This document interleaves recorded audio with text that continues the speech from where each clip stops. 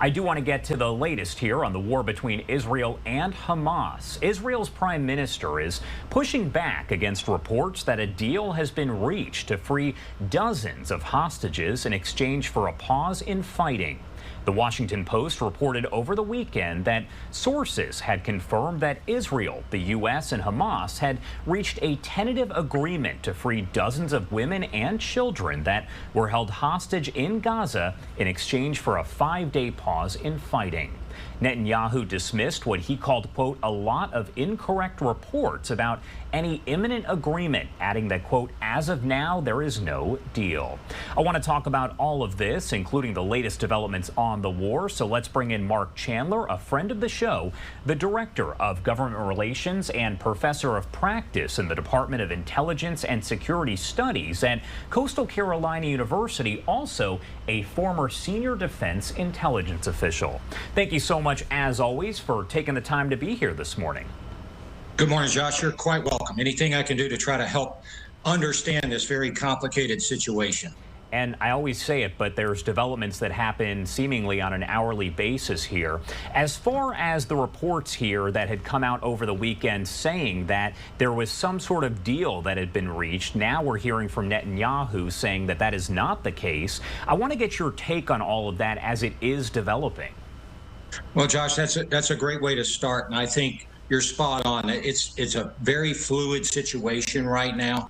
You've got Netanyahu saying that. You've got the U.S. saying that a deal is imminent. You've got negotiators in Qatar that are saying a deal is imminent on this. And the details of the deal, depending on who you're talking to or who's making the talking points, are vastly different. From this 5-day ceasefire that's going to be called to releasing dozens of hostages, women and children. I'm not sure what number dozens equals, considering there's 240 hostages still held there.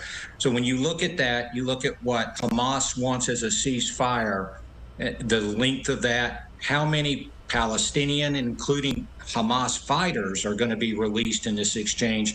You see how complicated it is. And I think Netanyahu has taken the right approach to say, let's pump the brakes a little bit here, because there are some details that could negatively impact Israel's operations or the security of those hostages before they start to announce a deal. So I think that's what Netanyahu's trying to put out there, while the others are trying to be proactive in putting Israel perhaps in a corner. We know over the last week or so that the bodies of 2 hostages have now been recovered. Does that raise concerns about the health, the safety of the other hostages, as at last check there are about 240 people that are still considered to be hostages of Hamas? Yeah, Josh, another great question. And yes, I do believe it raises concerns for everybody. The 2 women, and by the way, there was another dead hostage found yesterday, I believe, from Tanzania. And so when you look at that and you see that Hamas is, one, they're torturing these hostages. And so when they work for that, their concern is not the safety of the hostage, but it's the use of the hostages as human shields and to stop Israel from attacking certain places. So in that vast tunnel network, and in the vast command and control and military site network that Hamas has established in Gaza, we know the hostages are being moved around. So trying to pinpoint them is difficult. I'm sure that there is some torture taking place, especially this female Israeli soldier who they found her body earlier this week. I hate to imagine the torture and the brutality that some of those hostages are facing now. It's in Hamas's interest to keep those hostages alive. I mean, they have 240 to play with, obviously, so moving them around. But Hamas definitely doesn't have their safety or security in mind at all. And there are reports of a rocket actually striking a home this weekend over in Sderot, Israel. We hear a lot about the airstrikes in Gaza, but rockets are still being fired at Israel pretty much on a daily basis, right? Yeah, absolutely, Josh. You see Hamas and also the Islamic Jihad continuing to be able to have the capacity to fire rockets from throughout Gaza. So while Israel's taking this methodical approach, obviously Hamas and the Islamic Jihad maintain a strong fighting capability.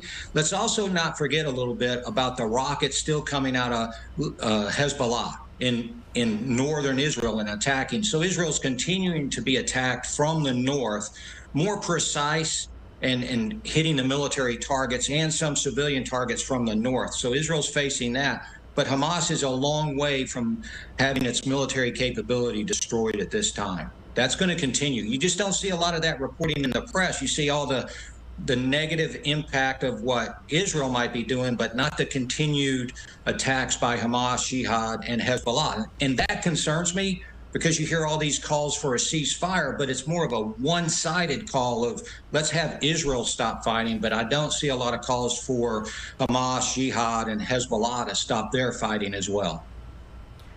We know that there are reports that patients, staff members, a lot of folks that are there at Shifa Hospital, the largest hospital over in Gaza, have been forced to evacuate. Israel saying that those were essentially voluntary evacuations. What do you make of the situation going on there at Shifa Hospital? Well, that's a very complex and situation. So when you look at Shifa Hospital and you look at the words specifically that you're talking about, I find it highly unlikely that those patients were forced to evacuate. When you go back and to look at the history of the conflicts where Israel has fought Hamas, Islamic Jihad, even Hezbollah, they always warn in advance of those attacks. They talk about evacuating civilians to safety.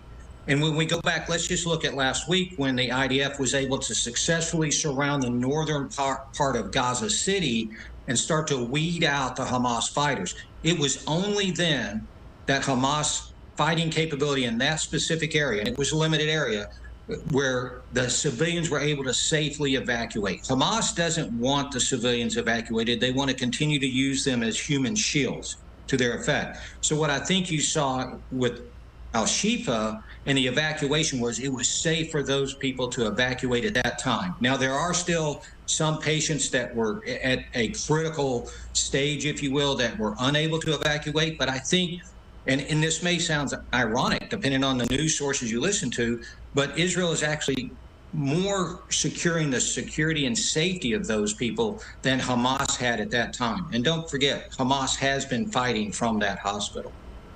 And that's going to be my next question here. As far as the videos that we've seen coming out of the Israel Defense Forces, they've been posting videos on their social media sites from inside the hospital. What have we actually seen? Has there been any sort of evidence that Hamas is operating out of there? Because that's been a point of, I guess, contention here over the last week or so.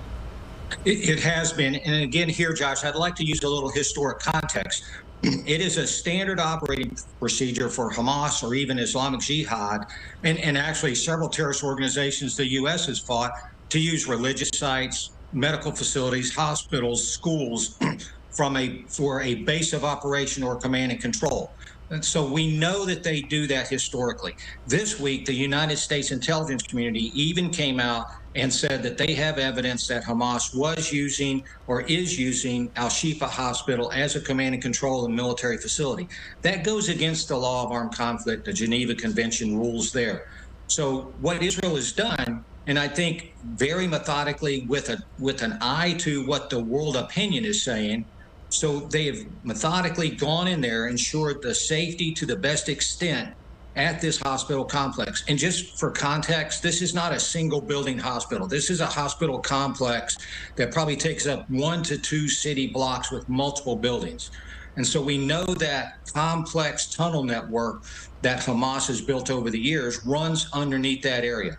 We do have evidence, and the United States actually indicated that it was signals intelligence, so that means we are listening to Hamas talk and move their forces around, that they were using Al-Shifa complex as a military facility to operate from. We've seen them fire from that area. So continuing that, and you look at how Hamas controls the narrative out of there, I don't know what more evidence we need to come up with to show. We've seen arms caches scattered throughout the hospital. So we see that. I think the scale of justice here, or balance of proof, if you will, is much heavier on the Israeli Defense Forces than it is for, say, Hamas to just simply say, no, we don't use that. But yes, it's been used, it is being used as a military facility by Hamas. Where does the U.S. stand on all of this right now? Because there's been some conflicting statements. We talked about this last week between what Biden is saying, what Blinken is saying, versus what we're hearing from Netanyahu. So where does the U.S. currently stand on the situation going on there in Gaza? Well, I think first and foremost, we need to continually, the U.S. perspective, steadfastly support Israel in the eradication of the Hamas fighters.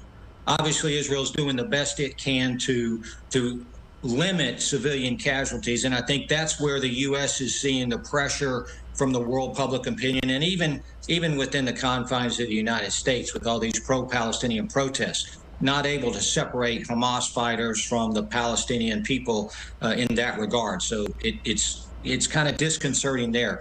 But remember, we are the U.S. We are pushing diplomatically from a disadvantage. This administration has kind of not created the Middle East as a priority for it, except to appease Iran, and where they tried to focus on some better relations with Iran, but not using the Middle East as important. So we're trying to catch up, if you will. That's Blinken's job, to try to catch up. But our support to Israel, I think, is still there. However, it seems we're starting to put more conditions on Israel. When you look at the hostage release situation, we're obviously helping and negotiating there. But if we put more restrictions on Israel and say that they have to limit their military operations, I think that while it shows support, it shows some conditions that might put limits on us. Now, we also need to continue our military support. So we have military forces in the region. We've got the carriers in the Middle East. We've got the carriers in the Eastern Mediterranean. We have Marines off the coast. We also have intelligence support that's being provided and some special planning and capabilities that we could use if we need to. But that planning and support needs to continue, along with deterrence, and deterrence with meaning that I addressed last week, to be able to hold this fighting to a limited scale, if you will. What does it appear that Israel's likely next move there is in Gaza? I know you're not psychic, you don't have a crystal ball, but just based on analysis, what does it appear is the next step?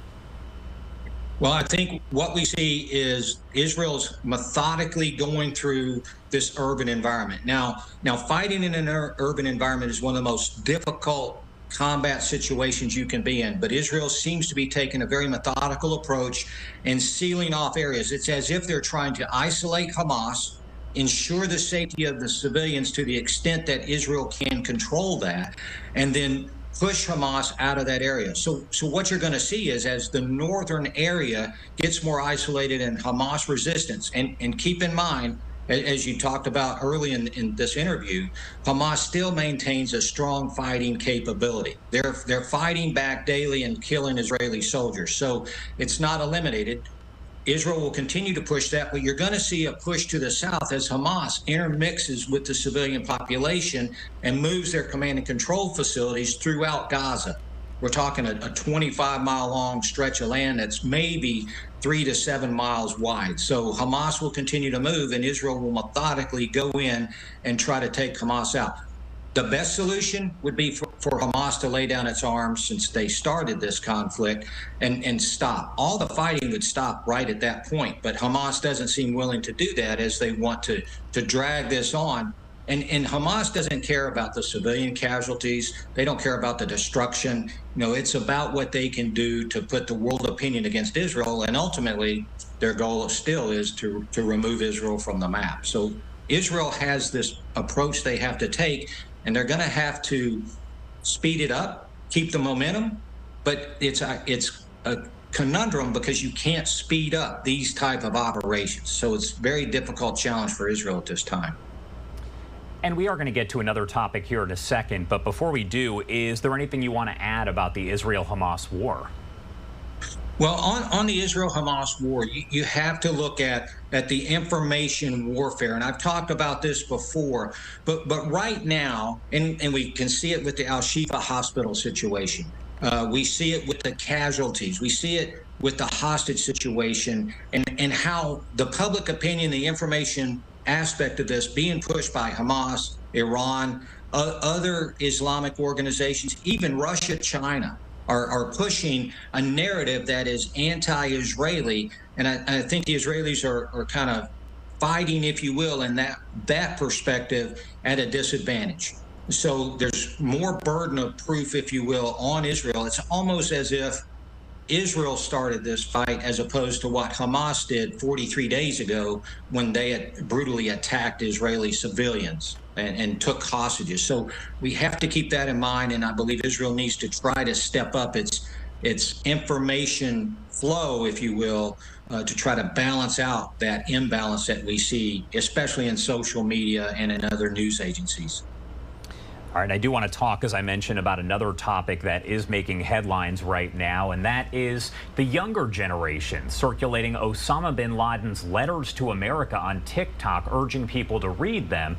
It's a trend that's infuriating, and that might be an understatement, many of the families of people that were killed in the 9/11 terror attacks. I want to get your take on this, as we are seeing that push once again for a ban on TikTok here in the U.S. as a result of this. Josh, I'm really glad you brought this up. And I've got to tell you, infuriating probably is an understatement. I was taken aback. I was actually shocked when I heard that this letter to America had resurfaced and was gaining traction and even support among TikTok. Now, TikTok, the Chinese-supported social media enterprise, completely separate, and personally, well, actually, professionally, I know that there are issues with that and how information, your personal information is filtered back to China. So we have that. That's a separate issue than this letter to America that received credibility, received positive, and puts actually the United States at a disadvantage. And what Osama bin Laden did was write this a year after the brutal 9/11 attacks. That was 23 years ago. So you look at the younger generation, many of my students that I have, they weren't alive in 2001. So what are we teaching those students? What kind of understanding in historic context? Because if this were to catch like a wildfire, like it did, and people were to see that I support such an anti-Semitic, anti-U.S., that he blamed the U.S. for Al-Qaeda's attack on the U.S. So 3,000 Americans innocently going to work that day, killed in that brutal attack, self-justifying.